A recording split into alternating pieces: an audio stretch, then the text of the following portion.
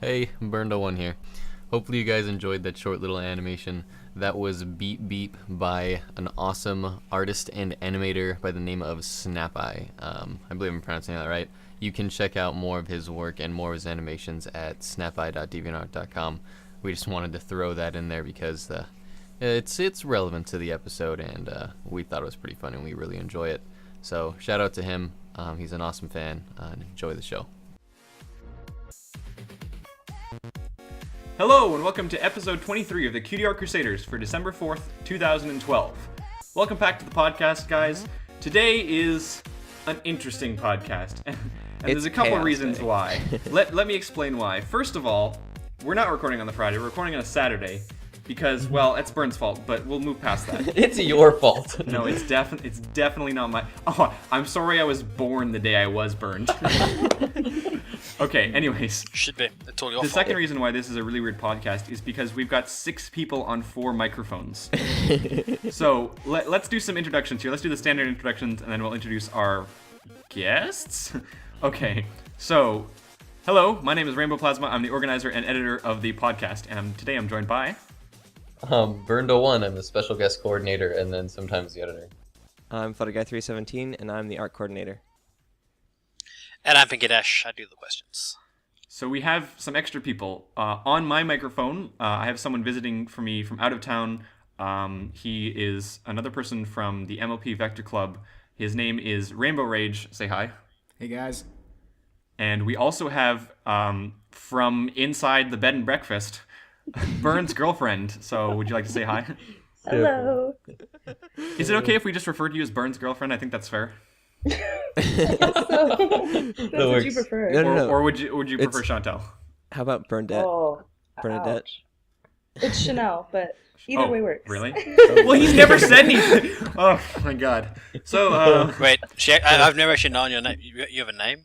I'm pretty I'm just sure. being told I'm pretty Burn's sure. girlfriend. Okay. Anyways, no, this podcast is not supposed to be the podcast where I make an idiot. That was last week. Okay. Last week was the podcast where. Now it's the podcast of many roaming idiots. Yeah. So Yeah. this is gonna be an interesting episode. We're gonna try to put it together as professionally as possible. But just to note everyone out there, Professionally. it's gonna be weird because we've got a lot of different audio levels, not regular sets up, and just a bunch of extra people that we have on for fun. So yeah, let's get this show on the road. Funsies. Yay. You guys, wait, what happened this week, guys? It was your birthday yesterday. Yeah, it was. Yeah. Yeah. Well, it would Happy be birthday. 5 days ago. We were supposed to be recording on my birthday, but then it ended up not working out. So we're recording this on December the 1st. But yeah, Friday, November the 30th was my birthday, which is awesome. Yeah. I you got have a some nice I got birthday? some awesome pictures from you guys. I got Yeah, I a think that's picture what from each each one of of us you. made a vector for you. Yeah, each one of you made a vector for me. I got a couple other things from some fans, and Mine was the best it was one. We're not going to talk about Pinky Dash's one. Why not? That's just sad. We should bring it up and show everyone. No, we should not bring it up on the show. Look, okay, everybody made me nice things, and we're gonna leave it at that. Including some fan stuff. I'm gonna ask Bernd if you can throw up some of the birthday stuff that people made for me. That'd be awesome. Yeah, definitely. It was a lot of fun. We should splice mine in there for like a Don't second. splice his in there. Don't splice. I'm You trying need- to you need a avoid black this bar. topic, really, guys. So, anyways, yeah, that was a lot of Moving fun. along. But yeah, I don't know, because we're not recording it on my birthday. It's kind of like we were planning on doing like a whole they were gonna reveal their vectors to me on the podcast, but I've Yeah. already seen them because they showed them to me yesterday. So that's a thing. You could act all surprised again if you want. There were a wide variety of emotions that went on when you revealed those pictures to me. Yeah. My bad. My bad. I regret nothing. Oh, also something else came out this week. The MLP comic book, which I'm pretty sure I'm the only one out of all 6 of us that's actually looked at the MLP comic book. Yeah, I've just seen like the Prime pages that got up on Reddit and stuff. Yeah, I've got it. I downloaded it from my iPhone. Actually, really, really good. I'd recommend if you have some sort of iDevice, or you can pick it up in like a physical copy. What? Where have I been? Yeah, you can pick it up on your iPhone. Been in a bed and breakfast. Oh, yeah, that's right. So if you guys should go check that out because it's actually really well done. I was surprised. I don't know why, but I was feeling kind of pessimistic about it, but it was actually really, really good. Cool to hear. All right. Well, I guess we should just move into the art this week. Sure. What guy? What's our theme? Okay, our theme for this week, as we announced in the chat, if you were in the live stream, is Cutie Mark Crusaders. Cutie Art Crusaders. No, that's January 1st. Right. That's when we have the self-centered theme. Yeah. No, this theme is Cutie Mark Crusaders, so anything to do with the 3 or now 4 adorable, fillies of MLP FIM. Mm-hmm. So our first piece of art, which I'll just jump right into, is called "Friendship is Magic" by NP447235. Really? Okay, no. Okay, let a little bit of introduction on this artist. The artist who made this, his name, I believe I'm pronouncing it right, is actually Maru, Maru, and he's an artist from Japan, and this DeviantArt was actually made a few weeks ago by a friend of his who speaks English well, so him and I believe a few other artists actually set up this DeviantArt. So as far as I know, there's 2 artists who are on this DeviantArt, but the artist who made this, his name is Maru, and he specifically wanted to make a DeviantArt with his friend to get his art into the English-speaking communities more, if I'm wording that correctly. So all the art in the gallery right now, as far as I'm aware, is Maru's. Okay. Cool. So how do you spell that? You're going to have it up on the screen? Maru, yeah. Oh, just that simple? Okay. So was it like Tumblr art? Actually, it's a Japanese website. I'm not sure. I think it might be on their front profile. Let me go check, because I'm totally prepared for this. It's Pivx, www.pivx.net. And Maru is the correct spelling of his name. I think it's really interesting and also really weird that they just decided to go with a random... It looks like they literally generated some characters for their DeviantArt name. NP447235. It's not like Maru and friend or whatever. Yeah, technically I'm not sure, but I think DeviantArt, as far as like we can read, can't handle Japanese symbols, so it might have just given it numbers. I know Warcraft 3 used to do that. Oh yeah. So, but I don't know. Weird. But if you go to the their DeviantArt page, that MP447235, you can find a link to their Pivx site, and I guess there's a bunch of art by Maru there. Yep, Right. all of his art I believe is there. You have to have a Pivx account to set it up, but Google should be able to translate for you if you're interested in checking out more of his art. Yeah. Wow, this first piece is complicated. Also, it looks cool. Talking about art. Yeah. It's a really neat style. I like it. It's very minimalistic. There's no strokes. It's all basically fills. I would argue the minimalistic point. I don't think it's minimalistic. I don't think it's a different at all. style. Oh, yeah. It works I without think strokes. I think the reason why it's close enough to call it minimalistic is the only way he shows detail is shifts in colors and shifts in hues. So like Sweetie Belle, like her color is pretty much almost the same color as the background. He actually has another piece with Fleur, the French pony from the Fancy Pants episode, and her fill color is actually the same color as the background, and the only reason you can tell them apart is because of a gradient. Mm-hmm. It doesn't really do that in this piece, but I mean, as far as it has going for it, the only thing that's not minimalistic is... I'm not quite sure where I was going with that thought. Yeah, but look, personally, I don't consider this minimalistic. I mean, I can understand where you're coming from. There's certain things that are minimalistic. I'd say there's pieces in this that are minimalistic. For example, I think one of the things that's most obvious about the style is the fact that the eyes are not at all detailed. Anybody who's drawn or vectored or has anything to do with MLP eyes know that they're made up of about 5 or 6 different parts to them. And it's like the most complex part if you're drawing a pony. But in this one, it's just literally, bam, iris color, no gradient, no nothing. It's just iris color. I think one of the cool things, though, about having like just the plain eyes like that is because he's not worried about all the extra details. He's just worried about the color that is the accent to that character. So like the eye colors are accurate, and they're usually like the complements of the character where they like fit the character. So it's kind of cool to see Apple Bloom's eyes like the same color as Scootaloo. Right, so it brings out the compliment a little bit more. Mm-hmm. I don't think it looks creepy at all. I'm not sure what Chanel's saying. She's trying not to say anything. She's sufficiently creeped out. Fair enough. Yeah, but I mean, it's fair to try to call it minimalistic, though, since the only real thing depicting detail is shift in the color. Because, I mean, even in Apple Bloom's hair, showing her, what is it, like the hairlines. He actually has it as a dark red, and then when it gets to the shadow of her hair, he swaps it to the same exact color as like the top. I know where you're coming from. I personally would disagree. Yeah. Mm-hmm. Just because it's not like 3 colors or 3 shapes. Yeah. Yeah, no, My hair is I actually understand that. probably Yeah. my favorite part of this part. Which one? Apple blooms. Apple. My I favorite like thing. the color shift in her hair, but I don't like the rest of it as much as Mhm. just apple bloom. I think my favorite part about this is actually the green on Apple Bloom. Like because the shading? like yeah, every other Yeah. character is like just a kind of a different shade of what the color of that character is, but Apple Bloom's the only one who has like an actual hue or different color separating her like shadows physically. Yeah. Like having the darker green, like all greener hair. And I thought that was really cool. I think another cool thing about this style is that none of all the fills have like noise to them, and in fact the entire piece kind of has that. And what I mean by noise is it's kind of like I don't know the right descriptive word, like fuzzy, but it's not almost like a paper feel. Yeah, it's not a solid feel. Everything is kind of like an overlay of this kind of white noise, if you know what that is. It gives it almost like a material feel. Like it's not just colors or like a digital image. It almost makes it feel traditional. It gives it a little bit more detail than just straight up one color. Because it's kind of, especially with vectoring, if you try to do this style, it looks really weird when there's no outlines and it's just one flat color. And I think that I don't know what it is about that white noise, but it just kind of helps not make it look as flat. Something that Chanel actually pointed out that I did notice at first is they're actually thinking about the other ponies' cutie marks. I was gonna ask about that because I was like, I don't get what the background has to do with them, other than like their cutie marks, obviously. Yeah. But I didn't know Come what on, the guys, connection that's was. a thought bubble. I didn't have a thought bubble. Okay, the only one that's obvious is the one on the right, and I wasn't looking over to the right.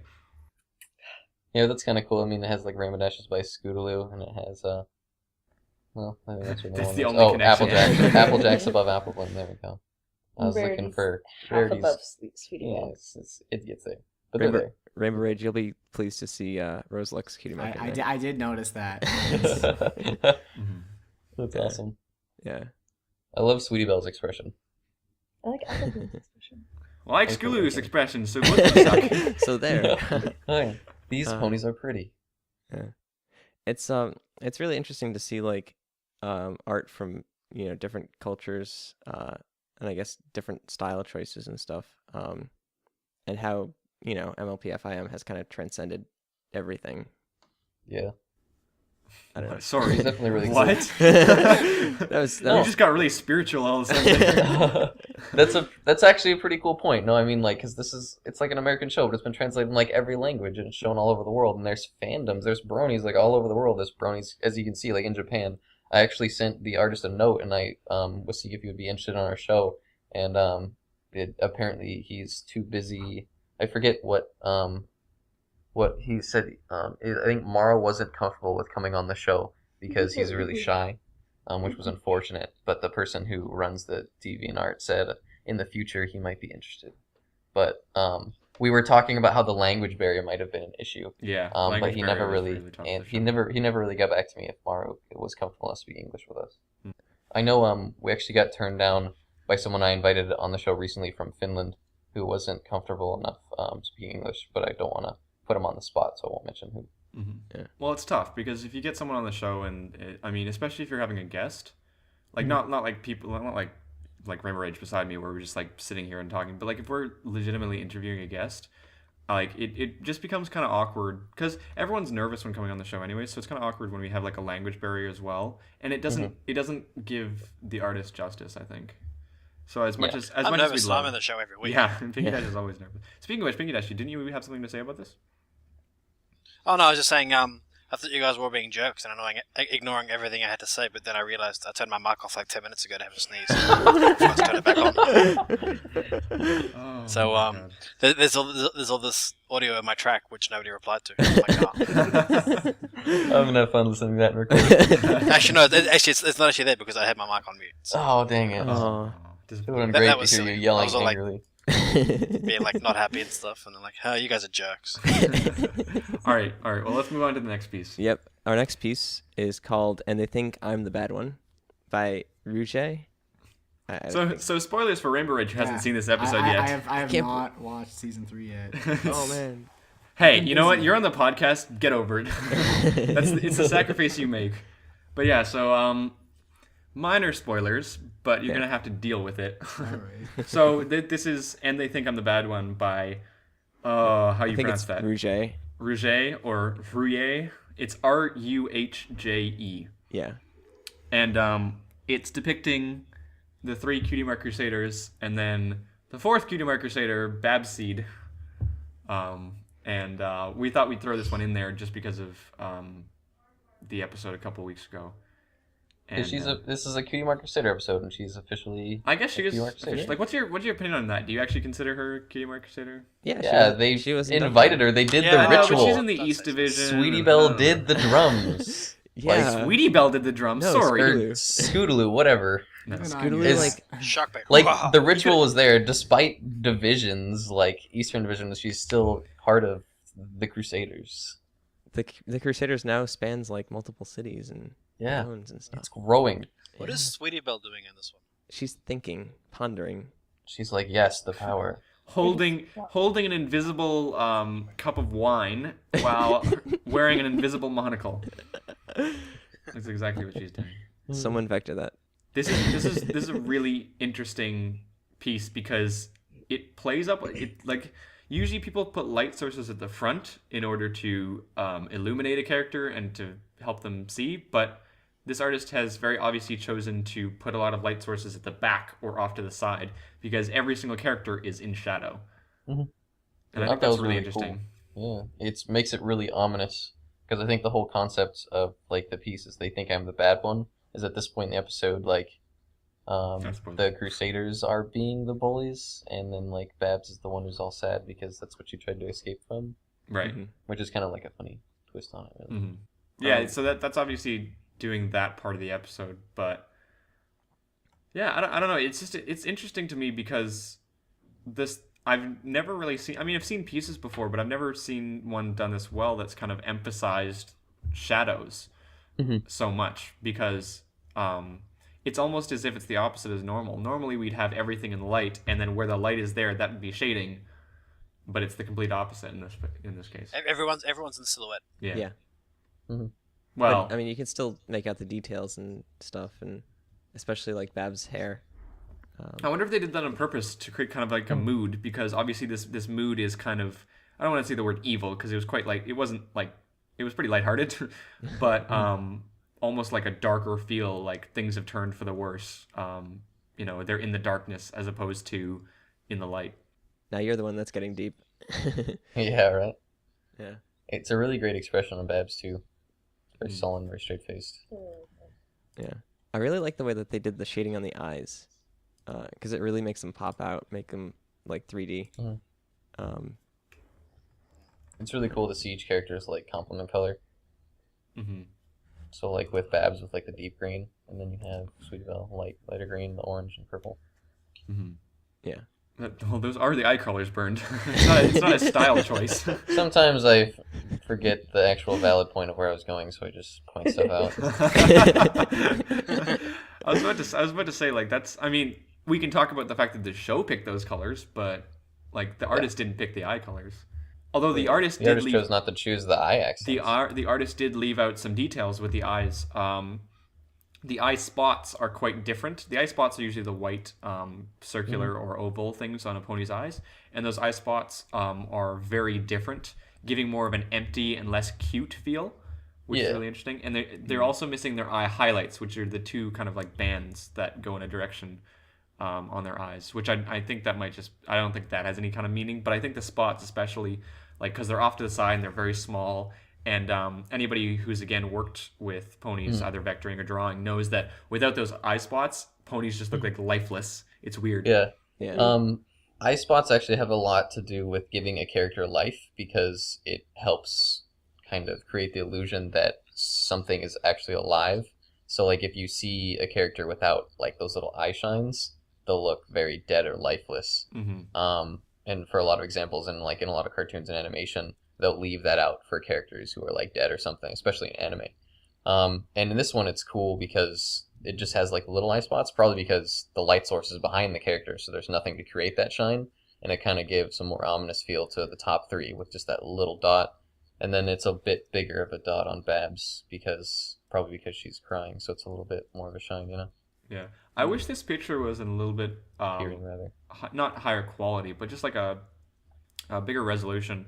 We're looking at an 800 by 811 picture here, and the reason why is because I wanted to kind of look and zoom in on the tiers to see the details on there, because it looks fantastic from zoomed out, but like I couldn't get in and zoom without getting major pixelation, which is too bad. But Which is a good point, and I'll be bringing that up again later.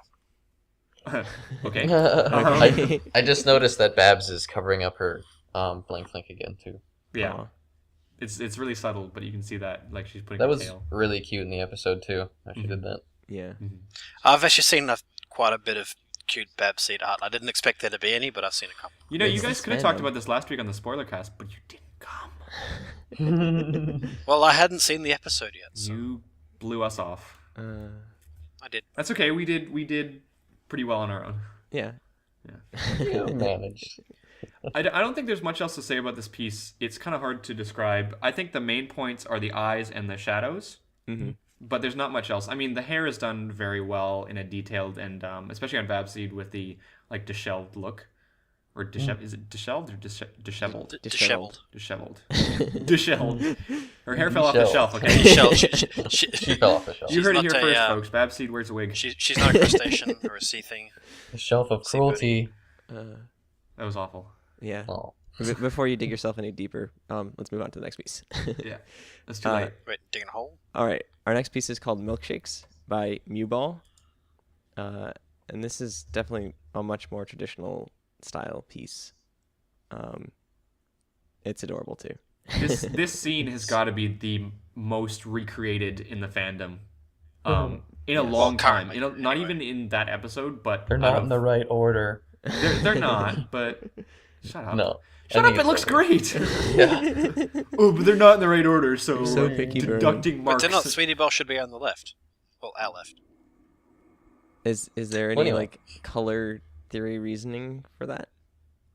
I think so. I don't know why the colors are there, but I know what colors are there that I can point out because apparently I'm good at doing this. But to the top left above Scootaloo, they have Scootaloo is bright it's green. like the green in the background of the building, and then the other side it's the blue. Mhm. And as far as I can tell, they go really well, like next to the characters, and it actually creates kind of a nice composition wise because it's kind of like a blue violet in the top right, and then Scootaloo's eyes are kind of like that deep violet. And then, Sweetie Belle's eyes are green, and then in the top left you have that green. So it's a nice offset to their eyes because they're so bright. And then you have Apple Bloom in the middle, and like her color complement is like pretty much all around her in the background wall. with everyone. It Well, balances yeah, that's out the an picture interesting thing because if you put something very green behind Sweetie Belle, her eyes stand out a lot more because it matches the background color, and it kind of blends in there. So it's an interesting choice to do that so that you don't get that pop immediately. Like, yes, they match. Well, I think if you were to put a color of the same color behind her, it would actually make it blend into that color, and that's why he chose to put it on the opposite side. It does something to them, like with the eyes, though. But I think what I was trying to say was it takes away from the character in that regard, definitely. because you're noticing the connection between the character and the background. And when you notice the connection between the character and the background, it pushes the character into the background more. For example, if you look at Apple Bloom, she's matching her background a lot, and so she's not popping out from it. She's going back, which works for her because she's supposed to be behind them. Yeah, and that wall's supposed to be close to her as well. Yeah. Which makes it great because Sweetie Belle and Scootaloo stand out from their backgrounds so much. Yeah, it gives a nice like depth to the piece that you. The other would thing normally is... have. Oh yeah, go ahead. Sorry, didn't mean to cut you off. No, it's done. Okay. Anyway, the other awesome thing is on like our last piece, or I guess I even talk about our first piece. It's what we almost wanted to call minimalistic, where it's only showing details and hues. And then on our next piece, it has it has the black outlines, and it's like the really traditional kind of anime style, I think. And then we have this, which is like a digital painted medium. So it's real cool to see each medium that we've done so far, where we have this really painted one, and we had the one with like the strict black outlines, and we had one with no outlines whatsoever, and it's all just hues. Mm-hmm. So it's really cool. You can actually see some of like the outlines on the character, and how the artist painted over some of the outlines just by accident, or as she's painting it, and didn't cover up some of the outlines and left them there, probably just because she started out with like a sketch or something like that of the characters and then started painting colors over the sketch. Or that's what I would assume anyway. And why some things, like even like on Sweetie Belle's mouth, you'll see how that blue outline has some white covering it up, probably because the white was the last thing she put on. Mm-hmm. And same thing in like the window in the top right, you can see how like those colors overlap each other, because she's doing layers upon layers of colors over color. So like on Sweetie little hoof there closest to the bottom of the screen, like that blue was put like over the orange of the hoof and like the other of the table to like separate it out.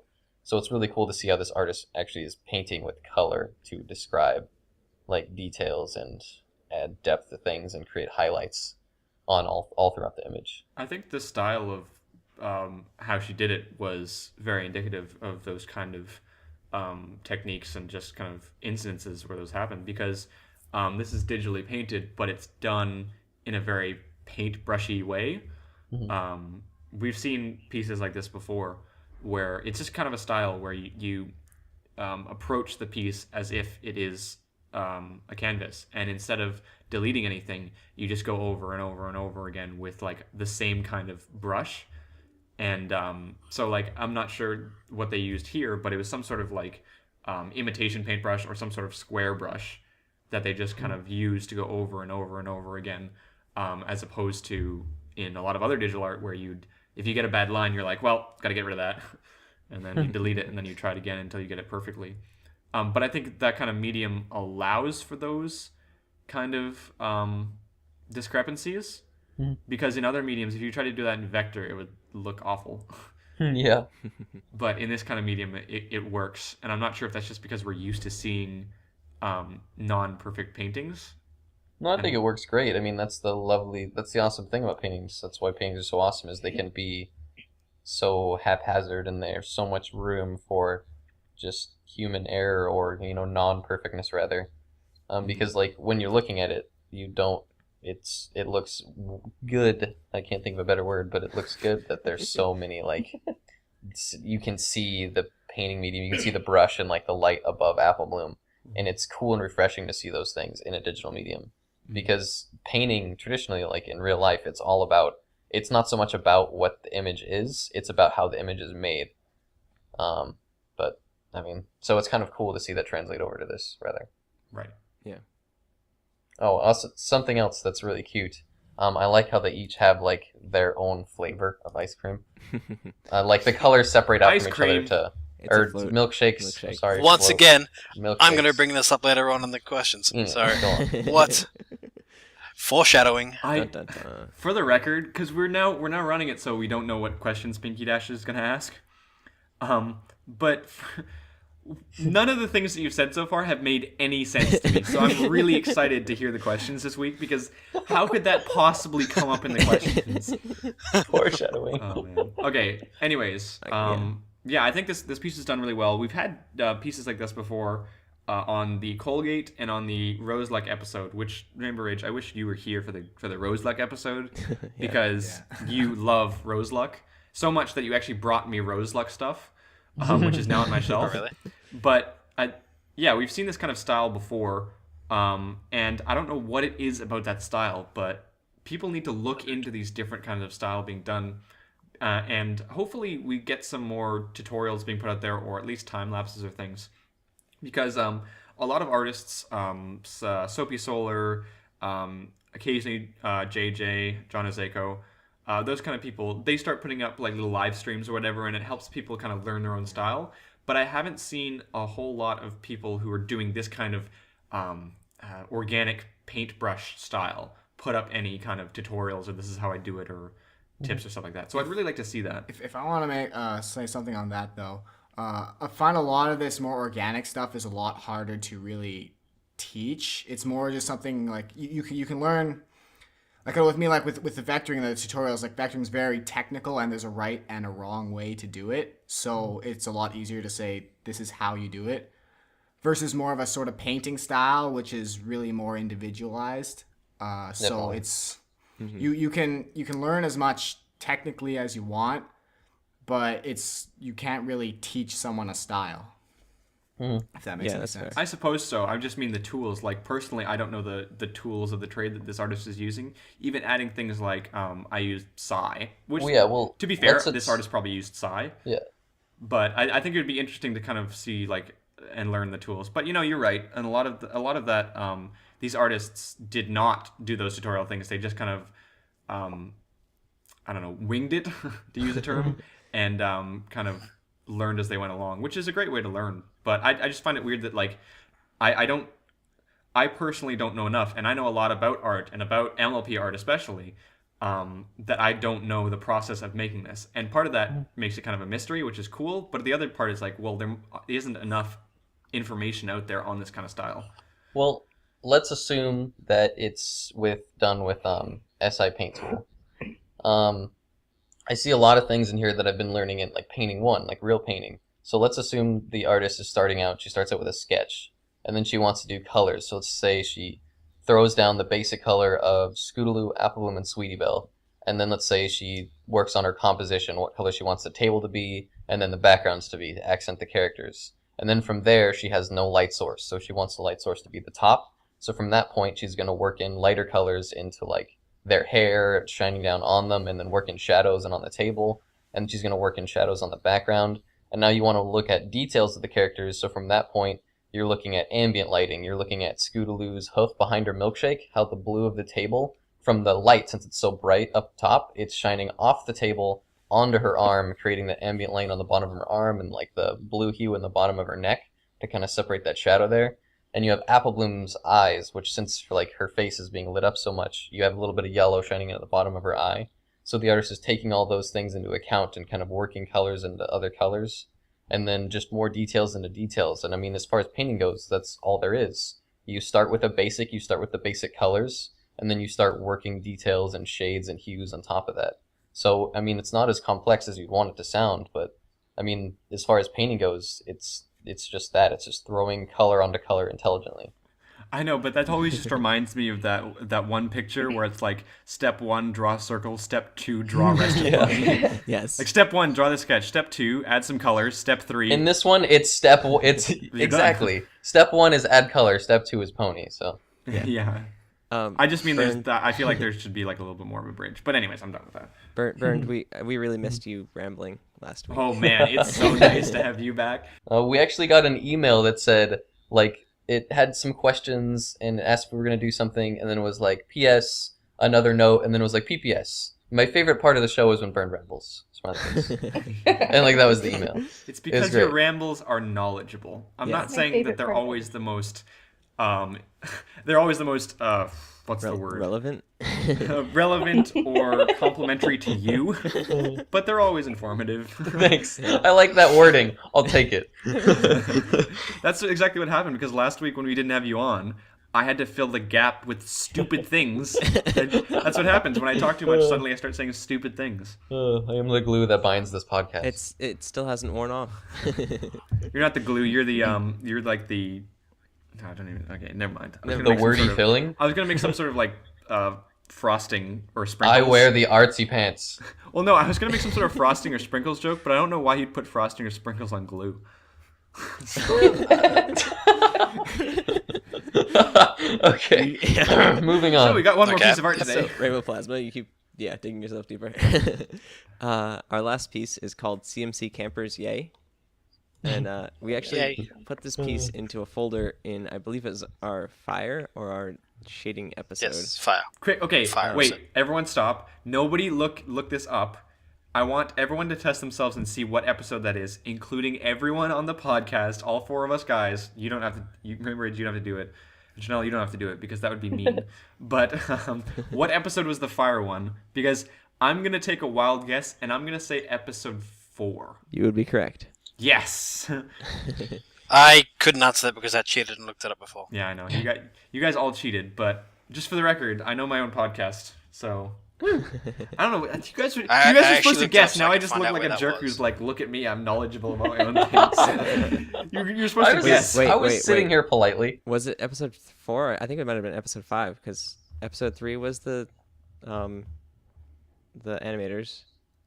And No, it was episode definitely 4 episode was 4. shading, and episode 5 was fire. Was it? Yeah, I think so. Ha ha. So now who's bigging himself up? Huh? Oh. Let me look it up. Let me look it up. Huh? Oh. Huh? Crap. It was Where's the episode Mordecai 5. O in here? Seriously. Yeah. Can you get some Mordecai in So this piece of art looks very nice, and let's move on to talking about the art. So art. I'm sorry. Are we just gonna skip over whatever? Yeah, we're going to skip over. So the shading on Scootaloo is lovely. I love Scootaloo's expression. It's funny. It's so great. So this is supposed to be from the Sisterhood Social episode? Yep. But okay, I guess it's inspired by... Yeah, it says inspired by the camping scene in Sisterhood Social because Scootaloo was not there. Because Scootaloo has no family. Oh no, it's because she accidentally burnt her marshmallow and she had to run off and dunk it in some water. That's why. Oh. Dunks their marshmallow in water. Who doesn't just wave it wildly so it flings and hits other campers? That's what I do. Yeah, that's the whole point of camping. Isn't it? And that's Yeah. why Sweetie Belle was bald in the next episode. 3rd degree burns is what makes camping fun. I And just love that no one is actually paying attention to Scootaloo's face. Like Applejack's doesn't even care, and the other two are obviously like singing or whatever they were doing. I haven't seen this episode, She's so this really I just think condescending it's look. so funny. Like they're just singing super happily, and Apple Bloom was just like, "Oh, you're so adorable when you're scared, crapless." Applejack. Applejack. Wow. Names are hard. Don't judge me. Apple something. That's what I'm supposed to do. Yeah, Applejack is looking how bad. is Scootaloo bent her hoof like that to hold the stick? Yeah. Magic. That's kind of horrifying. it's- It's Pinkie called Pie hoof physics. magic. I think the better question is this not cannibalism? Because it's marshmallow Ponies ponies. are marshmallows. Marshmallow. Hey. Come on, it was clever. Well, it wouldn't be like more than cannibalism, seeing as like one of them's on fire. Yeah, you're right. Let's move on. Yeah. So this is I think in a way it's similar to the last piece that we looked at, just in terms of the way that it was done in kind of a painting style. By the way, I think there's connections there. sorry to cut you off, but this is by Chimichurri. Oh, didn't mention that. Yes, Yeah. Chimichurri. Yeah, There's a you can little see, watermark like, the there that little- you should be able to see. Yeah, Little- that's a nice watermark. Yeah, You would appreciate it, maybe. I'm not a fan. Oh, Doesn't matter. sad face. But yeah, this is done in a very similar style to the last one, which is an interesting, but it's not quite the same. It's focused a lot more on lighting, especially because the fire is the focal point of the piece. So, I mean, it's just a different painting style. The artist adds different accents and lights and colors in different ways. and that's the amazing thing about more traditional painting styles, is that everyone's going to look different. I mean, you could do that with a lot of digital art and things like that, but there's something about painting that everybody just has their own little thing and their own little style that's much more defined and much more... There's so many little differences in painting. The other artist was more about, like, when she was painting, it was more about, like, working the color on top of it and mixing another color and kind of, like, differences in value. And then there wasn't a lot of direction in the brushstrokes. I mean, it was, like, it's all, like, up and down, or there's some intelligent direction, like the hairs and the hooves and stuff. Especially in, like, Scootaloo and Apple Bloom's face and stuff like that. But in this one, I mean, when you look at, like, the direction of color, it's all, like, sweeps, like, on the arms or, like, on the outside of a character. Where the other one by Mewball doesn't really have those really swept in colors, where like they're really consistent for long periods of time, like in Scootaloo's arm or Applejack's arm, or the light around Applejack, It's or less even like dabbing. really visible that light on the log right there, where it just kind of goes in one straight line. Yeah, I was going to point that out. Do you mean the one that Applejack's sitting on? Yeah, It's like it's literally just like it looks like one paintbrush stroke with like just like yep, that's a light. But it's it goes interesting. there. I mean, it works well to separate the log from the fire, so it does what it's supposed to. Yeah. Yeah, and it's another one of those examples that we keep bringing up that a piece doesn't need to be perfect because it's not the focal point, and it's actually in a perfect area that your eyes automatically either go to Scootaloo where it doesn't matter, or it goes to the fire where you do see that little bit in like your peripheral vision, and in your peripheral vision it auto completes, and the log just kind of forms its own shape when you look at the fire, which is it's a really cool experiment to do, and this is one of the best examples of it. So if you look down at the log, you can notice the stroke, but if you look at the fire, immediately it forms into a log. Yeah, but like we were saying earlier, like the lighting on this is all really great. I even love how he worked like the light of the fire of like the marshmallow and everything into Scootaloo's eyes. Like you can actually see it in like her eyes. It's like they're physically glowing with fire, and that's great. You can also see it in her pupils too, kind of like. Yeah. He avoided using the standard eye spots like you see in Applejack, and kind of replaced it with his fire reflection in the bottom left corner. The fire is really well done too. I know this kind of goes back to our fire episode, but it's just layers of orange and red, and then on top of that it's layers of yellow and stuff, and yeah, it's pretty lifelike. I was gonna say the difference The marshmallow looks cool. between that between the fire and like the ponies and everything was very lifelike, and I thought that was really cool, even on her little stick. Yeah. Flaming marshmallow. Flaming ponies. Yeah, we this is why we kind of I don't remember what we did with the fire episode, whether or not we just found out about this like at bad timing or if we just couldn't fit it in at the very end. But this was something that we wanted to bring up in the fire episode, and I'm glad that we have an opportunity to bring this piece up, because it was a shame that we couldn't have it on this episode, and especially just because of like all the details. If you look at the embers and the burning logs themselves, it's so well And the done. fireflies. Yeah, it's so well done. Just like the little details, and the artist is aware of the areas that require details, and the ones that don't. Cool. Anyone else have anything to say about this? Nope. I do have some to say about the artist, though. The artist is really cool as far as just looking through her art for really good paintings. The artist has a lot of really cool paintings. So I definitely recommend, if you like this piece, to go look through the artist gallery, because even if you don't like this piece, because there's a lot of pieces in this artist gallery that are a lot different from this piece. Yeah, very different for sure. One of my favorites, too, with Rainbow Dash, like looking up at the clouds. Very cool. So I definitely recommend checking out this artist, too. Yeah. All right, so Yep. Pinky Dash. We on me now, are we? Okay. Yeah, we are. So, so now we got questions. I've got some written down here. Where are we? Here we go. Somewhere. Okay. You had one job, Pinky Somewhere Dash. No, I have them. They're all here. Okay, so now you'll finally figure out what I was Yeah, saying what the earlier heck you were talking about. comes in. Yeah. Okay, so I've got a couple of questions here. They're all sent in by the same person. To our email address, which we'll talk about a bit later. Okay, so the first question I have here is, Rainbow Plasma brought it up, but I didn't actually mention anything. It was, if you had to choose one piece of art to look at for the rest of your life, what would it be? And then hard mode, make it a pony piece. What do you mean hard mode? That's easy Yeah, that's mode. easy mode. Hard mode is make it not a pony piece. Who wants to start? I'd have I'm to look through my gonna favorites. I'm gonna force both of our semi guests to answer this as well. So we'll make you guys go last, so you guys have some opportunity to think about it. Okay, I'll go first then. You I'll go first, because I have no idea. If anybody who's listening to the podcast has been to my DeviantArt, my little icon is a very, very detailed picture of Rainbow Dash, and it's called Rainbow Dash by Tia Maito. And I don't know what it was, but that one caught my eye months and months ago, and it's just a fantastic speed painting that looks better than anything else I've ever seen. So if there's one piece of art that I'd look at for the rest of my life, it would be Rainbow Dash by Tia Maito. I will send you the link for that, Burned. All right. Fluttergo?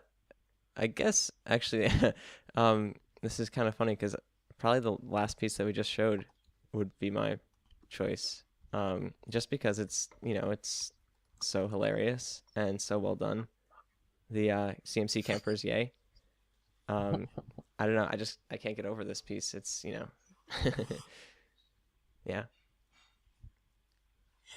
Bird? I think the piece that I would choose, especially right now, would be a piece by Blitz Pony called Park Life. For quite a few reasons. Some of the reasons being I really love it, and I really love its use of complements, colors, and outlines. But another reason being I just got into like a mini argument on Reddit and in the My Little Pony drawing school with a critic named Applejack Smack, and where he basically did a really good job of talking about the less notable points about the piece, and about how its problems with composition and depth, but I would want to stare at it for the rest of my life because of my sheer stubbornness. Just somehow, maybe staring at it would eventually prove my way right, or prove my point right, or my way of thinking. But maybe that it's just the stubbornness in me. But that'd be my choice. I would love to talk to you more about it if you would link me what the heck you were talking about. There you go. There's the link. But yeah, it was basically an art discussion about Blitz Pony, and one of the artists and a couple other artists were talking about how the vivid outlines go against the like the illusion of depth and stuff in the bird, and showing details in the bird, and how the branches kind of lead you off of the page and stuff. But I take the stubborn route of arguing that I really love of how the branches are like set up and like in your face and kind of lead you off the page, making the image more vast, stuff like that. And I also really love about I love that bird. I absolutely love that bird. I love how it's made. I love everything about it. I love those vivid blue outlines on it, regardless of whether it takes away from the piece. But that's my own stubbornness. So. Piggy Dash? I've been looking since I read this question. I can't find anything that I would consider a favorite. I mean, I love everything that we've shown, and stuff that we can't show, and stuff that we haven't shown yet. But I can't pick a favorite. I'm bad. I'm a bad pony. No, it's I mean, it's easy to get lost in the fandom, and there's so many awesome pieces of art by so many awesome artists that it's hard to choose. It's definitely hard to choose, but I usually find that there's one thing that like stands out. Usually, I don't know. Make a decision, damn it! I can't think of one thing that stands out. You did this last week too. I know, but I can't make decisions. Stop putting me under pressure. Fluttershy. Anyway, Rainbow Rage, your turn. Yeah. We actually, while you guys have been doing that, we've been looking up Rainbow Rages. Yes. So. What is this piece even called? It's not on DeviantArt. It's on 20%cooler.net. What is it called? All right. Well, I'm just gonna call this. Okay. It's here. You can say who it's by and what it is. Yeah. Okay. So this artist goes by Rainbow as his name. Rainbow. Yes. So. I've made a couple of good ones. No, this is definitely for sure. I could look at this for a long time. I don't know. I really enjoy this piece. I like Rose Luck. I don't know, but it's especially it's the hair really that I enjoy, where they have all the different strands and the different hues. Like rather than just like in the show where it goes, there's like the different sections and they're all flat colors. It just sort of flow into each other. Kind of looks more natural.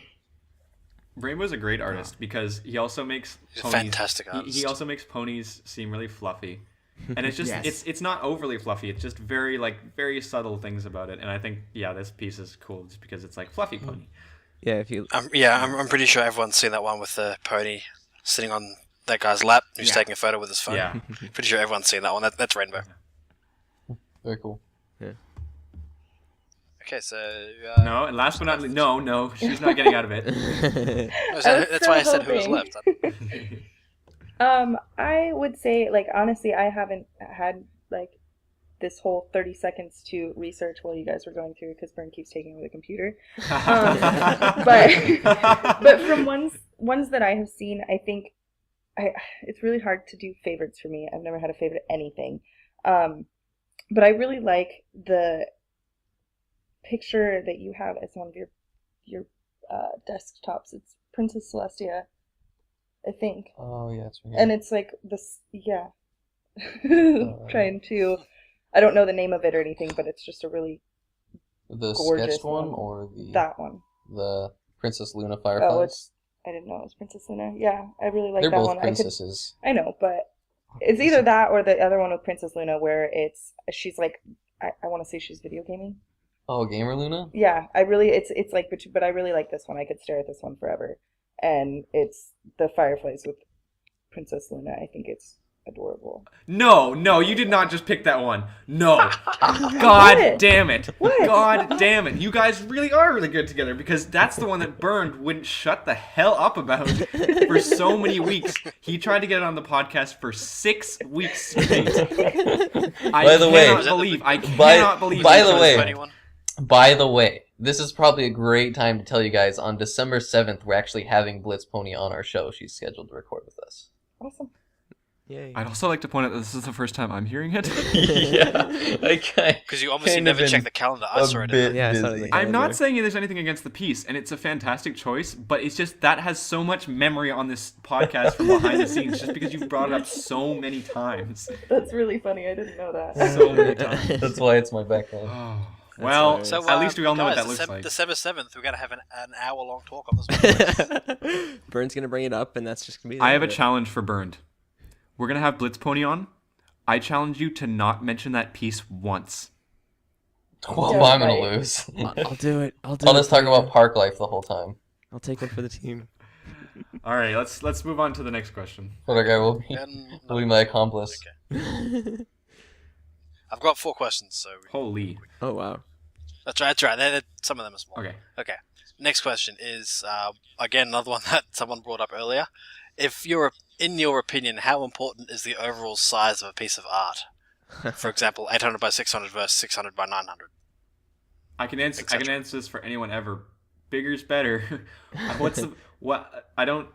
I mean, I guess unless you're doing like pixel art, I mean, I don't see the point of making it smaller. I'm not saying artists are bad for doing it small. They just have their canvas size, and like it's not like a vector where you can just resize it infinitely. But you know, if we have a piece that is bigger, it's usually, if there's a bigger version of it, you're going to use that version. The MLP Vector Club, which a bunch of us, actually all of us except for Burn's girlfriend, are a part of, has the requirement of submitting art that's 3,000 by 3,000 pixels. And that's just because vectors are infinitely scalable, so you can scale them up to that. And because they're used a lot of places, so Yeah. it's easy to use them if they're bigger. But yeah, seriously, bigger art is yeah. better. Yeah, I would agree. I personally would say sort of like the high def wallpaper size. So if it's 1366 by 768, or multiples of that, or 1920 by 1080p. Yeah, don't get me wrong. That sort of thing. I don't want to get like I would say- a 10,000 by 10,000 piece. That's a bit ridiculous. Yeah. But I would say like a computer screen size or a TV screen size, and then multiples of that, because people like to use good art as wallpapers, and you can't do that if it's 800 by 600. Well, I have to think as far as my opinion, it's definitely the artist's choice about what they want to do in the medium they're doing it in. So, I mean, if it's digital art, they have to take in account, you know, how big it's going to be on someone's monitor. And I mean, everyone has different size monitors. So if someone has a huge monitor and they make it like their max resolution for their very tiny laptop, obviously it's not going to translate well. So when making like digital art, I think it's important to take into account like the average pixel size. But as far as art goes, like you don't need it larger than your monitor. So like huge vector sized art, it's just unnecessary really. But I also think that if someone wants to look at the details of your art, it's important to be able to make out those details. So if it's a small resolution, like smaller than 600 by 600 or something, it's going to be very hard to make details out in the artist's art. And sometimes artists do that just to hide like their flaws or details in art. But yeah, I think it's just more of a common thing that they just like kind of make the canvas. They take a canvas and they go, okay, this is what the canvas is going to be, and then they just go with it, and they don't they just do like a random canvas, or they do something smaller because smaller requires less brushstrokes. I don't know. It just I think in general, bigger is better. Obviously, like I said, you don't want to like a 10,000 by 10,000. yeah, but well, I mean, that's where I'd have to disagree, because like a lot of times wallpaper size resolution isn't better, especially for creating like painted art. Like that Milkshakes piece, that was incredibly small, but it still does a lot for how big it is on my monitor. no, it's not. It's not incredibly small. It's What's the 14.99 by what's the 787. download? Oh, well, I'm looking at it on the DeviantArt preview. And No, I was don't know talking what about. size it is. Well, there's your problem. No, I was talking about like the piece that Holy we had. crap, that's We had the piece that we had with Bapseed in it, where I specifically I opened it up. It was 800 by 811, and I opened it up and I tried to get a little bit more detail into the the tiers, and it was just could've. it's not there's nothing wrong with it. You feel free to do so, and it's not like you're a bad artist if you make small stuff. It's just unfortunate because when people want to take a closer look to it, the smaller the piece is, the harder it is to kind of get those details and I don't know. Just my opinion, I guess. Yeah, I just find for some pieces, especially the Milkshakes piece, Your opinion is wrong. It's easier to enjoy it at a smaller resolution because sometimes sometimes it's not necessary to look at the details. You know. I'm totally going to disagree with you at this point. Please do, because he's so wrong. He's so wrong. I understand like where he's coming from with the factor of like, I mean, you don't always need to look into the details with everything, but I personally am the same way when I do my own art. Not necessarily. I always do small because I'm horrible. So it's just the factor that I'm not very good at it, and it takes me a lot of time to do it anyways, and making something bigger would be so much harder for me. But when it comes to looking at other people's art, I always want to be up in the details and looking at the shadows and seeing how they do stuff, and even looking at my own stuff, even if it's a tiny thing, I'm like 2 inches away from it, scrutinizing it. So I totally understand with bigger is better, and sorry babe, but I totally disagree. From an artistic standpoint, that's a great point of view to be able to go. We're an artistic show. This is an artistic question. But you have to take into account that like 90% generously is all, like 90% of all people viewing art are just people standing back and like looking at it on a wall or clicking on it and just looking at the preview image on DeviantArt. Like maybe 10%, if generous, of people are going to want to like make that image big, look at the details, and look at it how we're looking at it and see how things are made. So like it's great for artists like us, but for the majority of people who are going to be looking at your art, it's just not necessary. I think we're just gonna have to disagree on this because we have two more questions. I'm gonna just cut this conversation off. Burn's wrong. All right. We have proof from his end of the microphone that he's wrong. So let's move on to the next question. All right, next question is, where do you see the Brony art community in a year from now, or 5 or 10 years? 10 years, holy. Brony art in a year from now is going to be similar, but just more and more artists. A lot of the super popular ones right now might kind of die down a little bit, and then other people will take over. It's kind of like art kind of works, and everything in the fandom kind of works in waves. You know, you have that first big wave, and then that kind of dies down, and then the next big wave takes over. 5-10 years, that's so dependent on the show's longevity, and I can't tell you that. But in a year from now, you'll probably see just more focus in general on art, and more artists emerging as it becomes more and more popular. Well, I think what's interesting about like Brony art, especially when like the seasons first started coming out, is it was all just a scramble to make content. Everyone just wanted to produce content. So there was a lot of just either hastily made content or quick fan content, or people like John Azaika who just make content as quickly and as like massively as possible and just keep, dishing it out. So, I mean, it might be interesting to see over time as more people have more time to develop art, and it would be interesting to see if the art actually takes a step increasing in quality. I'm not saying that the art's bad, but like more dynamic art, I guess. Yeah, right now we have a couple of artists that out there that do those kind of dynamic generic pieces. Fan art that people really just want to like dump out there just in order to contribute, Right. Mm-hmm. Well, I would say that it's probably still going to be around 5-10 years. I mean, if you look at some older fandoms, I mean, it's especially prevalent on DeviantArt, but old cartoons that you still see art coming out for. I mean, I'm not going to mention any names because some people will probably kill me. But, I believe that there still will be new content coming out in 5-10 years from now. For the first time in 23 episodes, you took the words out of my mouth. I think it also really depicts whether if like My Little Pony still exists as like a show and such like a long amount of times, and it'll definitely be different. Like I just saw Derpy dressed up as Ed from Ed and Eddie, and that was great. Ed and Eddie. Yeah. I think as long as the show is on the air, the fandom's just gonna keep growing, and as more and more people join the fandom and kind of look at the fan art and stuff, they might want to try their hoof at drawing, or I mean that's kind of how I got into it. Is I joined the fandom and then I saw a bunch of art that looked really awesome and I kind of wanted to get in on that. So I feel like, when you're in the fandom, if you're the type of person that like wants to do something or contribute or something like that, art's always a good place to start. The time to start making art is now. Because in the next year is when you're going to see a very large wave of new and fantastic artists coming out. And I think now is the time, if you're an aspiring artist, to kind of dig your heels in and say, this is when I want to learn art. Because in the next year or so, it's going to get really good. So, yeah. Yeah. Okay. So I've got one last hard-hitting question here. Good thing we're just hit an hour, so we've got plenty of time to talk about it. Again, relates back to something that somebody said earlier.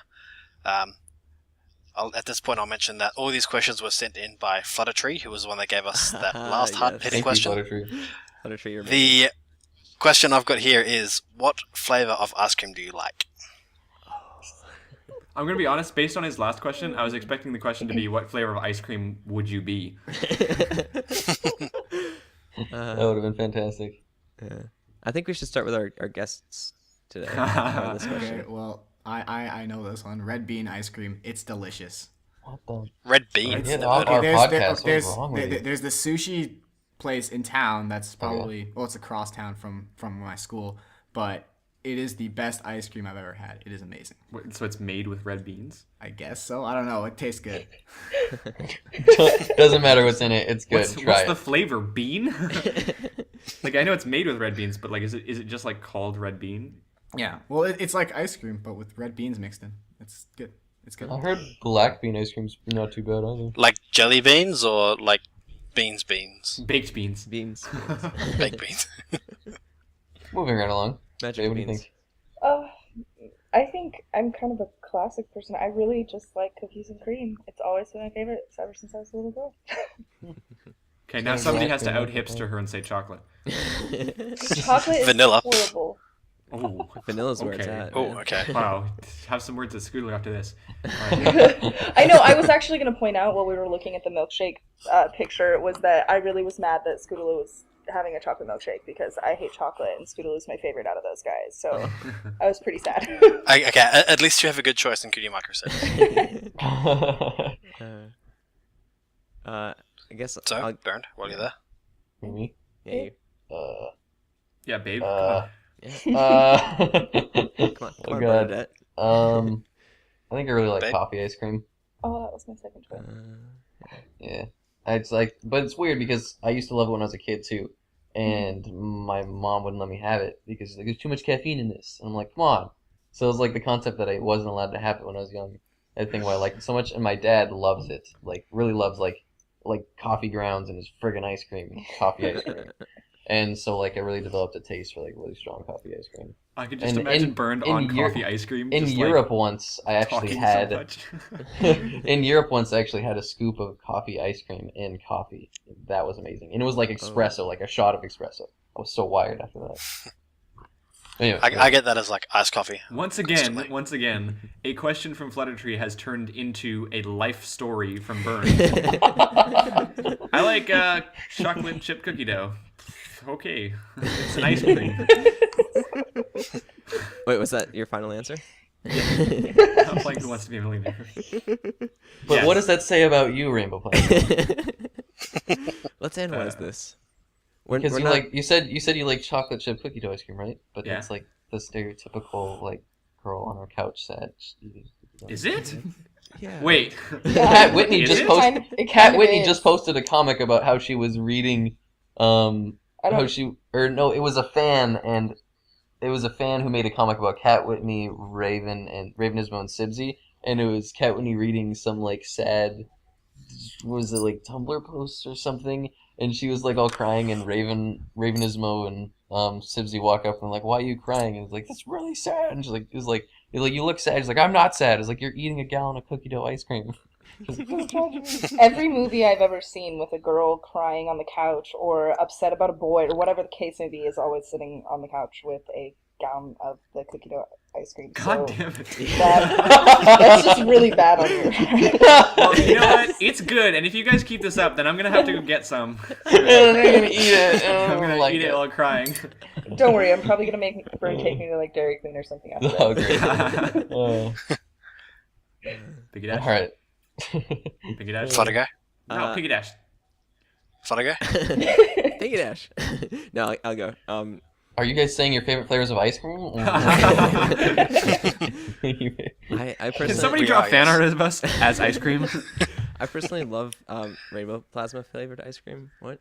Hey, okay. That's I have a friend who works at Cold Rock, which is an ice cream place, and he made me rainbow ice cream. Oh my! I like where this is going. That's awesome. Go on.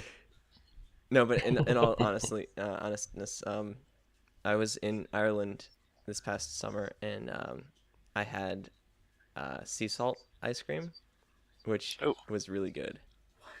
It was, That's interesting. yeah, it was like. And you call my choices weird. Like, you've got red bean and sea salt? Like, I know, I'm not really liking these types of ice cream. what's going on here? It's Dude, it's not Babe, something that you'd taste the expect to. ocean. It's I delicious. don't want to Yeah. taste the ocean. We're right next to it. I can already taste it in the air. Look at that. But Okay, so I guess I'll say mine. My favorite flavor of ice cream is rum and raisin.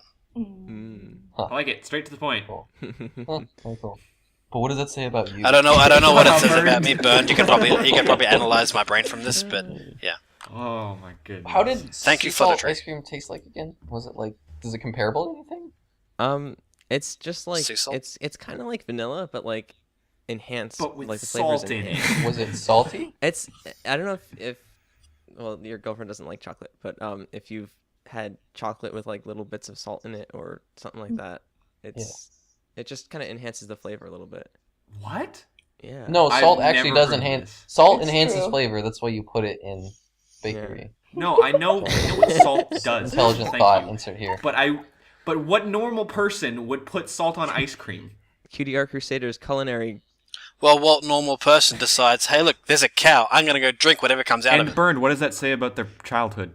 Well, okay, talking about my childhood, I was No. I was making ice cream in kindergarten no, once, I'm and I gonna keep accidentally talking got- over you until you stop talking about your childhood. I accidentally got No, I'm rock still salt talking. on. I can see cut your you Skype out. call still I talking, can and cut I'm you gonna out, keep so it talking doesn't over matter. you because we're Anyway. at 1 All hour right, guys, and that's 10 the end minutes. of the show. We're going to go do something about this. Anyway, long story short, I got rocks on my ice cream. It's gross. Also poisonous. Best TD Rainbow Plasma, I'm really ever. sorry.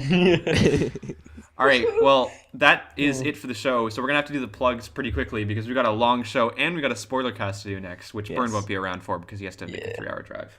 Aw, Yeah. we'll miss you, buddy. Okay, so I'll start. We have a DeviantArt page, which is cutieartcrusaders.deviantart.com. That's where you can follow us. You can find all of our individual members. So the 4 of us, not the other 2, because they're not important enough to have a page on there. We've also got on the page there we've got the latest episode, which has been released. So by the time this comes out, you'll probably have it on YouTube. It'll be up on that page. We also have a favorites folder of stuff that we want to show on the show for each particular episode, but we just either don't have time or it doesn't fit in properly with the theme. Whatever it is, it'll be in the favorites folder per episode. So like the one that we showed earlier, the Scootaloo Marshmallow on Fire, that's in there already on a different folder, which we might have to do something about. Actually, we don't need to because it's... No, you can not put a things big in folder. it. You can put things into more than one folder. Yeah. Oh, you can too, that's right. Okay, we also have a email address, which is cutieartcrusaders@gmail.com. That's the place to go if you have any art for us, any questions to send in for us. Please send in more because that pretty much exhausted everything that everyone sent in the last week. So please send in more. I set up a new folder in the email account, which is fanart, which Rainbow Plasma I'm sure will explain about. So what you do is if you are sending us an email, please put what you're sending us in the subject line. So if it's fan art, put fan art. If it's questions, put questions. If it's art, put art. So just the way it works, it organizes stuff and makes it a lot easier for us to keep track of. We have other places as well, which other people will talk about. Go. All right, we have a Twitter account, which is @CutieArtCrusade, and there you can get up-to-the-minute information on streams if we're having technical issues or whatnot. And Rainbow Plasma pretty much runs that, so feel free to follow us on there. And we also have a Facebook page, which is facebook.com/CutieArtCrusaders, where we'll try and post like links to episodes, and also we'll post on the day of the episode stream. So feel free to like us there. We've gotten quite a few likes, which is pretty awesome. We actually just broke 200 followers on Twitter, which is really cool. Nice. Just today, so Yeah. that's awesome. Thank you guys for following us on Twitter. I don't know how many likes we have on Facebook. Just under 100 now, I guess. Yeah, I think it's like 70 something. That's way more. That's way more than I ever thought we'd get on Facebook. But yeah, anywhere that you guys want to follow us. We've also got a fan art episode coming up that we keep talking about. So send us in fan art. The last day that you can send it in is December 25th. And if you send in some fan art of our OCs, then we will absolutely feature it on the show on January 1st, because we're having a special fan art episode. We've been getting in really amazing stuff. So Good job, everybody. Yeah. It's been really awesome. But if anybody else wants to get in on it, that's where you can go. You can send it to our email, which Pinky Dash mentioned earlier. And so, yeah, send that in by December 25th. And Remember to put fan art in the subject line. yeah, put fan art in the subject line. One word, fan art, one word. Yep. Okay, so that's everything for this week. Unless you guys have anything else to say, do you? No. Comment on the YouTube too if you'd like. Oh, Well, yes. We found our resident Sweetie Belle. It's so glad to have you back. Just so stuff like that happens to you, not me. I'd like to thank our two abrupt guests, Burns' girlfriend, and also Rainbow Rage, who Rainbow Plasma's girlfriend. wow. Heyo. Boyfriend. Remember, And- he's the girl. Right. With Oh yeah, That's that's very right. He's true, the one who yeah. has the cookie dough ice cream. Yeah. So just to He's definitely the girl, if you catch my drift. just to poke a little plug in here. He's Rainbow Rage 12. Yes. Yeah, rainbowrage12.deviantart.com. So, yeah. And Burns' girlfriend.deviantart. Is that a thing? Probably. It will be. Thank you guys for watching, whether or not you're on YouTube or on the live stream. We love you all for watching. Thank you for sending us in questions and art and all of that jazz. It's amazing. And that should be everything for the show. So, without further ado, my name is Rainbow Plasma. I'm Burned01. I'm Photoguy317. And I'm Pinky Dash. And I remember Rage. Yeah! I'm Burton's girlfriend. Yeah. And we'll see you guys next week. Baby. Bye.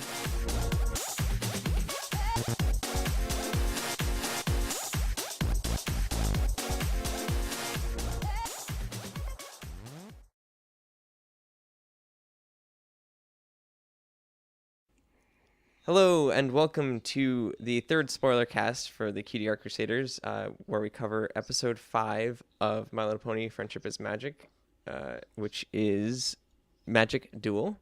If you haven't seen this episode, then we will be talking spoilers about it because it's a spoiler cast. It's in the name. Yes. Spoilers ahead. Beware. Right. Okay, so as a little episode summary, in case people have suddenly forgotten in 3 days, the episode was about Trixie coming back to Ponyville, using a magical amulet, beating Twilight in a magical duel, and then Twilight and her friends tricking Trixie into taking the amulet off. Have to get the amulet, Charlie. Amulet.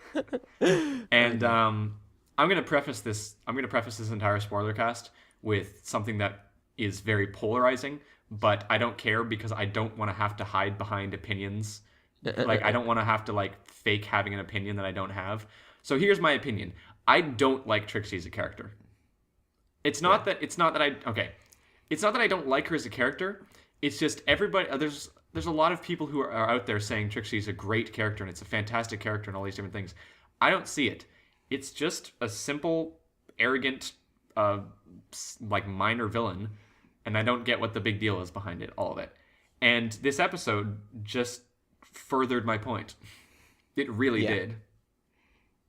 Yeah, I mean, you were talking before we started recording this about the very ending where she got kind of apologetic and then. Well, let's not talk about the ending first. Let's go Okay. Let's go.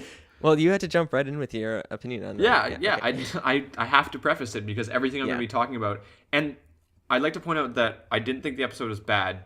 It's not like I looked at it and went Trixie episode. I think that's bad. I actually think it was a fun episode and everything, but this episode did not change my opinion at all. I still don't like the character.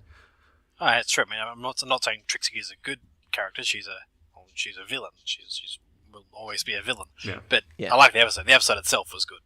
Yeah. So many It's a fun very- things happened. very dark episode. Like, I guess so. well, I mean, in terms of like, well, if we want to go into art, like the whole color scheme. Oh, used. okay, fine. In terms of story, Yeah, it was no the darker lighting than is dark. Discord. Yeah, no, yeah. So there's something that I want to bring up, and people are talking about the fact, and they even put this in there. So I was wondering if they're going to use this as a plot device, but they didn't really. They said that not only does the Alicorn amulet, it gives them super magical powers or whatever, but it also corrupts their personality. And so that I felt like that was like a backdoor out for anyone to be like, well, yeah, she was wearing the amulet, therefore she was being like a super jerk. And I get where you're coming from, but can I? She wasn't being any more jerky than she was in the other episode. Can I remind you that, like you said, A, she wasn't being any more jerky than she's been shown in the show before, and B, not only did she have to be jerky to even go out and get the amulet in the first place, she already had the plan in mind because she went out and got the amulet. And B, they took the amulet off of her, and she was still the same way. Yeah. Like, they took I was expecting her to, like, take the amulet off, and she's like, oh my god, I was under a magical spell. And as much as I wouldn't have liked that ending, like, that kind of makes sense to me. But she's still the arrogant pony that her character is. And I guess if you like that kind of character, then sure. But, like, they took the amulet off, they tricked her into taking it off, and she stayed the exact same. Yeah. It could have just taken time to wear off, but yeah, no, I get what you're saying. Sorry, I should also mention the fact that in the Spoilercast, we also have the very quiet Rainbow Rage from the podcast earlier. The very quiet Rainbow Rage. Yeah, I'm sure he has opinions about Trixie as well. We share basically the same opinion. Well, of course he does, because she has the same hair as Roselock. Fair enough. Okay, well, what's your opinion about Trixie? What? Trixie? Who has the same hair as Roselock? Very similar. No. Well, there was that one frame where she did have Trixie's hair that I vectored that. Yeah, that's the one I'm thinking. That's the one, yes, but normally it isn't. Okay, so what do you think of Trixie then? Because you said that you have a different opinion than me. Well, no, it's like just kind of the vibe I get from you is like you just absolutely do not like the character, and for me, I think she's a fine character. I don't get like the whole craziness about her, but I did like her character in season 1 was her first entrance. I liked her there.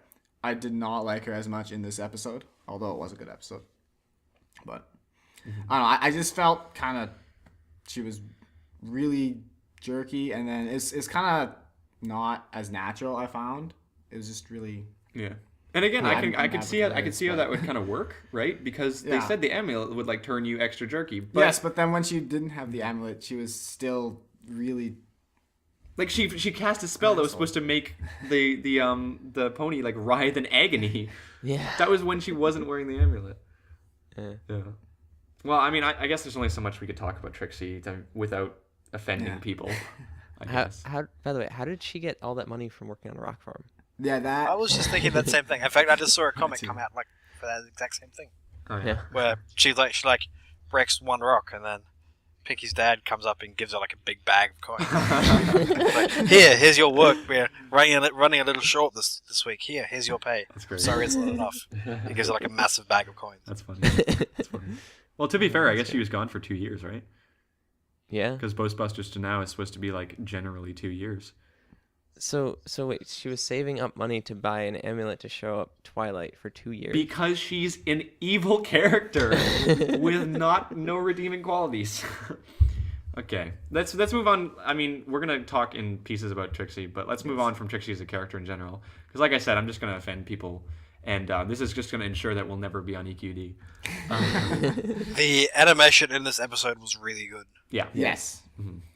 There was a lot of like shading and stuff that I noticed that normally you don't see that in the show, but with all the magic casting and stuff, it all cast shadows and stuff. The magic was done a lot differently. Did you notice?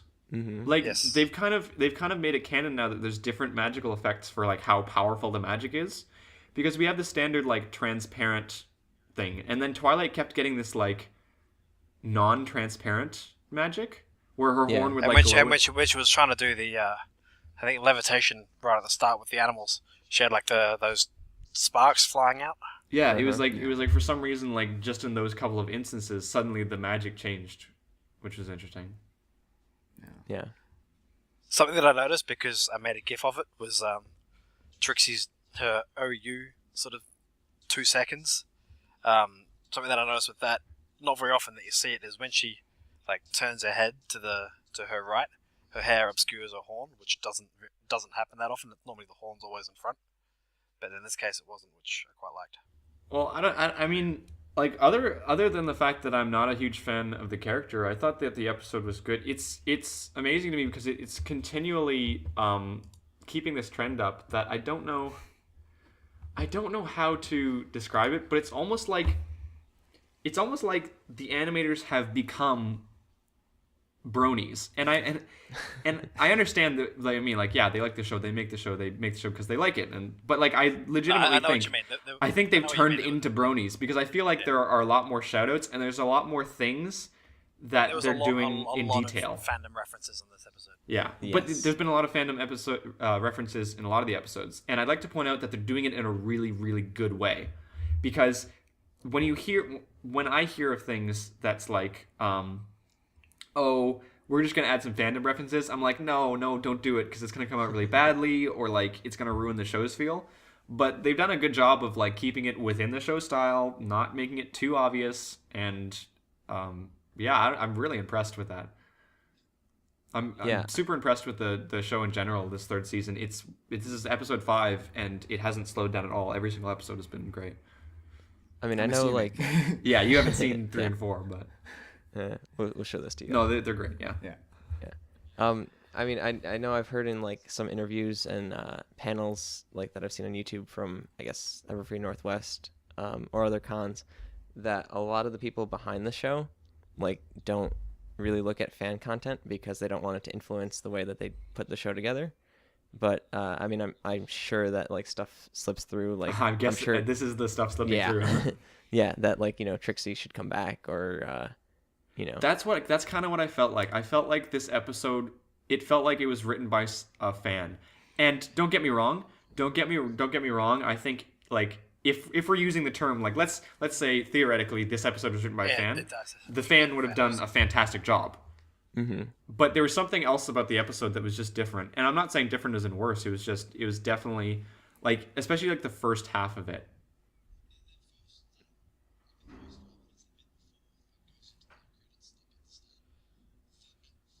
That first fight, that's the bit before it goes into the credits, like at the start. That felt like so many fanfics that I've read. The bit where Trixie is, you know, that dark traveler with the hood over her face, where you can't see her, and she's doing all this stuff. Even like the little flashback where she's like had to explain what she was doing for the last couple of years. Shout out to you because you're probably. And like even there, you're seeing shoutouts to the fandom. Like they could have just had her like doing something random, but then they're like, no, let's make it rocks. Let's tie it to Pinkie Pie. Let's. You know, there's still shoutouts like that. And I'm not complaining. Again, like I think they're doing a really good job of it, and I'm impressed that they've managed to keep things more coherent and more continuous, kind of like that, and still not make it look like, hey guys, this is a joke from the fandom. Like I think as much as people don't want to see this, I don't think they're gonna bring up Derpy again as a character, because I feel like if they bring up Derpy as a character, that's what it's gonna be like. They bring Derpy in, she says a line, it's like, look guys, it's from the fandom. Yeah. Whereas these little ones are more like, they don't interfere with the show at all. But if you're a fan, if you're hardcore into it like we are, then you'll notice it. Aww. I think it was. As someone who was a big Pinkie Pie fan, I almost cried when she lost her mouth. Yes. Yeah, it was great. Like even stuff like that, like everyone. Although I did love that because it's not just Pinkie Pie. It has to do with Pinkie Pie always, but it's not just her. It's just like somebody screen capped the mouth and put it in a garbage can, and then at the end, Twilight broke the fourth wall as well. Yeah, so she dragged her mouth away. Yeah. That thing at the end. I think it was actually perfect because loved that thing at the end. Every single episode so far has been kind of Pinkie cut heavy. out just as she was the Crystal Ponies one out of the main 6, other than Twilight, but that's not fair because she's like technically the main character. But I mean, like out of the other 5, Pinkie's always kind of been up there with like the best moments. She had like the flugelhorn thing, and in the first couple of episodes, the third episode is Too Many Pinkie Pies, so that entire episode is about her.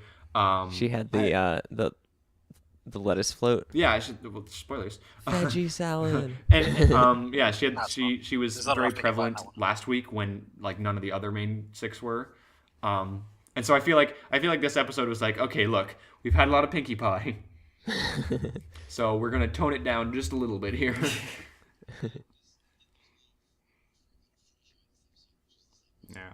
Yeah. Uh-huh. And yet, I want to know what I want to know what your opinion was on this episode, the episode, because it was a lot of Fluttershy. Shout out to Andrew. Very Fluttershy heavy. I don't know. I always enjoy when an episode is Fluttershy heavy, but I kind of feel like she's kind of regressing from last season, because like last season there were a couple of episodes where she like kind of became a little bit more assertive, or kind of found her ground and stuff. And this season it's kind of gone back to season 1 where she's terrified of basically everything. Right. It was an interesting point, actually, because I could understand where they're coming from if it becomes a plot device. A character's too shy, you're going to put Fluttershy in that, and that's just going to happen, and you can't really complain about that. But I feel like there was no point to her being super shy other than it just saying like, hey, look, it's the character.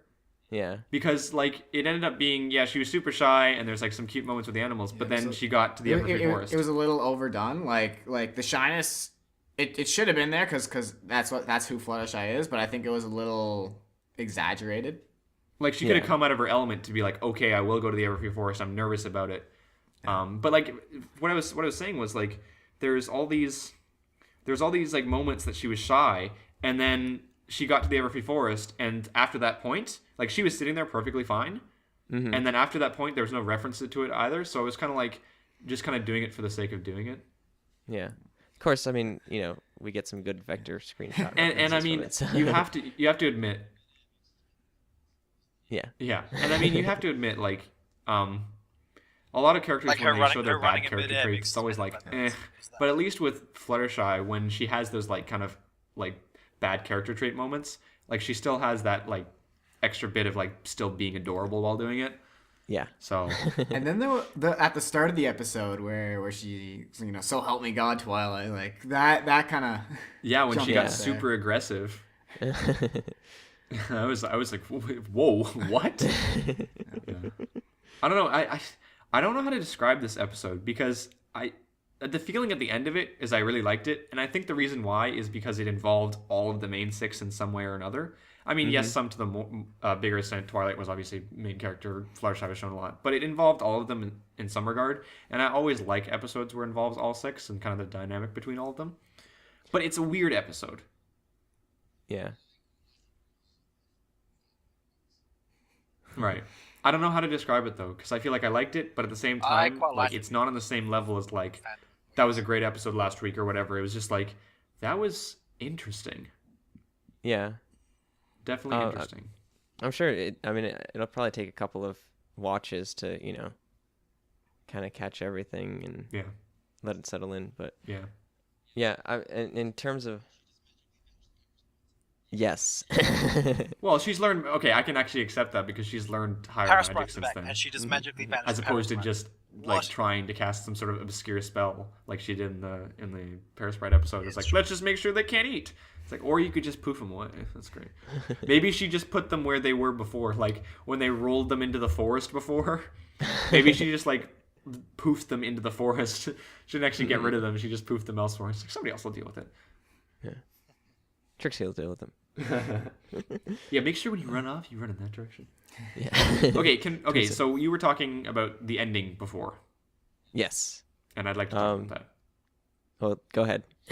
So 2 things about the ending. The first thing, which was kind of in the beginning as well, what the heck was Twilight doing with those animals? What was the point? Yeah, I don't know. I was like, it's not like one of those like, oh, I hate it because it doesn't make any sense. It's just funny. Like, what? Just like making figure 8s and doing like, I guess it's like a display of her magic, I guess. But it was just so random. I don't know. It also kind of felt a little out of Twilight's character, because in the first episode with Trixie, Twilight didn't like showing off her magic, and I mean, she liked using it to help people. But that episode told us that it's okay to be proud of your talent if you don't flaunt it. Yeah, that was So I think Twilight was fine there. Yeah.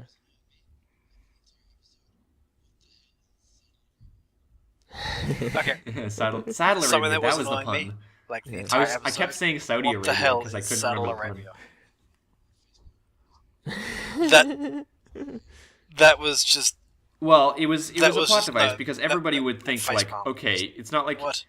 It's Why? not You like do you so much can go better to the than that. princess that you're friends with or anything like that to solve this. They're like, no, she's off in You're a plot Saddle device. Arabia. Like you literally can't walk there, so she'd have to figure it out on her own. I guess. I thought it was okay. Yeah. Like. Exactly. Saddle Arabia But sounds really why exotic. Saddle and it's Arabia? not There's so like many better she's ones. in like the next town over. It's Yeah. more. Yeah. Well, people, because like obviously this is geared towards a Western audience. Yes. So like when people think of Saddle Arabia, they go, "Oh, Saudi Arabia! Holy cow, that's far! No. Like that's Yeah. that's halfway across the world." I wonder, like, if when this is dubbed into Arabic, if it'll be the same or changed or something. That'll be Manhattan. Manhattan's actually Saddle Arabia, Yeah. and this is Manhattan. Okay, so You know the episode. Sorry to like No, it's go okay, off go on a ahead. tangent here, but the episode where the Cutie Pox, where Apple Bloom starts speaking in French, and in fancy. I watched the episode in French, and she just spoke like in a more formal French dialect. It was kind of disappointing. oh, yeah. She's speaking in fancy. Yeah. Okay. Sorry about that. Okay, so at the very end, and this kind of goes back to Trixie as a character, but at the very end, Trixie, out of nowhere, comes up and starts apologizing for some reason. Mm-hmm. What? That's all. That's really all I have to say about it. What? Fine, Yeah. but like it's just. And they tried to That fix patty it face is gonna afterwards get recolored by being like, everywhere. "Look at how humble I am," and like she's boasting and everything, and I get that, but no, you can't just apologize after that. Like, I'm sorry, you just took over the entire town. You were forcing people into slavery. The mayor, if you noticed, was in a cage, probably Burns' cage. People should vector that as Burns' cage.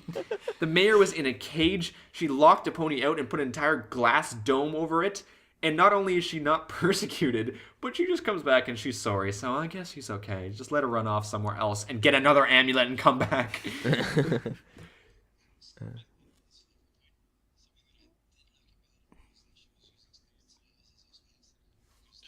Something on the slavery point. Yeah, Something like that they were kind of did connected like with the about it character. was a good that she was continuity using for sure. snips and snails Yeah. as her slaves. I also because gave they're the more ones that lines brought to the Lee Samana Tokar, which is cool. to the town. And his counterpart, obviously. Yeah. Lee Tokar I does like the that. voice of snails. Snails. Yes. Yes, snails. To who? I always mix up the two. Like whenever I'm saying snips and snails, I say them together. Right. Yeah. What? One thing I found interesting. Snails is the speaking of big yellow one. In the second duel where Twilight beats Trixie, she's just using illusions and tricks to sort of, and instead of actual magic, and that kind of goes back in Ghostbusters where Trixie comes in as more of like a show magician, which in our world is just using illusions to make it seem like it's magic. Yeah, they reversed the roles there. Yeah. How insulting must that be?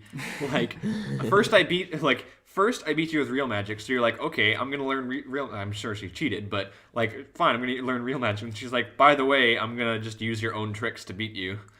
It's like, wow. So, a couple of other shoutouts to the fandom was changing Applejack and Rarity into Tiny Little Ponies, which was actually Apple Bloom and Sweetie Belle, like hidden. Yeah. But that was That like was- that was adorable. They put them back in Phillies.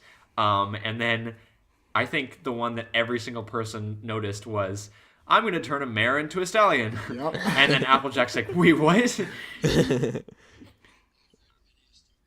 Wow.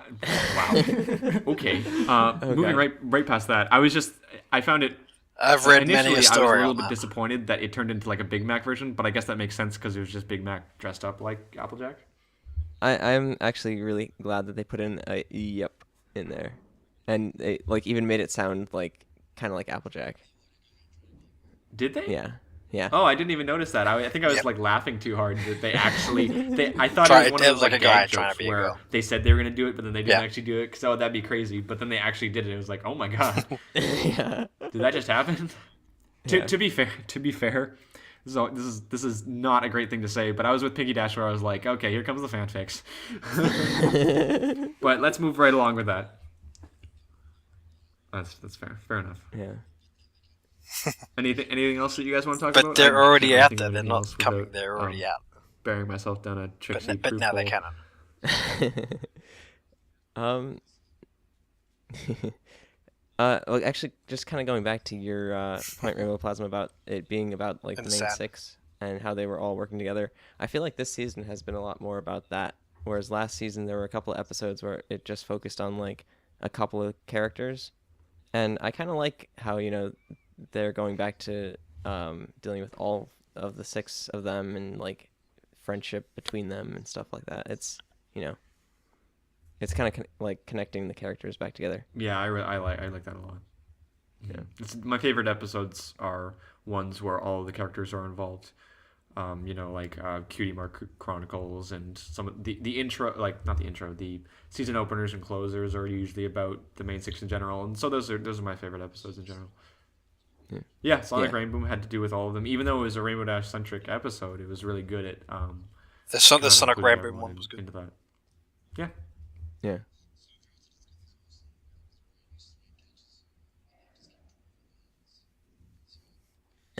So apparently it's got That's a these good place awesome to end it off. Thank you brands guys. and catches. Thank you guys for And listening I to the just keep throwing them in Spoilercast. my hands. We'll be back next Sweet. week with next week's episode.